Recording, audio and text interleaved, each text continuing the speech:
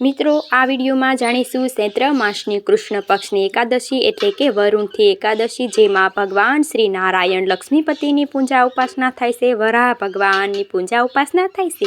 આ એકાદશીનું વ્રત કરવાથી 1000 ગણું પુણ્ય પ્રાપ્ત થાય છે। જન્મ મરણ જાણે અજાણે થયેલા પાપ દોષમાંથી મુક્તિ મળે છે। અને આ તારીખ છે એકાદશીની તિથિ ક્યારે આરંભ થાય છે તે જાણી લઈએ। તારીખ 12 અને 13 એપ્રિલ 2026 રાત્રિએ લગભગ 1:16 આ તિથિ પ્રારંભ થાય છે। તિથિ પૂર્ણ થાય છે 13 અને 14 એપ્રિલ રાત્રિએ 1:01 આસપાસ। ઉદયા તિથિ અનુસાર હંમેશા એકાદશીનું વ્રત રખાય છે, એટલા માટે 13 એપ્રિલ 2026 સોમવારના દિવસે આ એકાદશીનું વ્રત રાખવાનું રહેશે।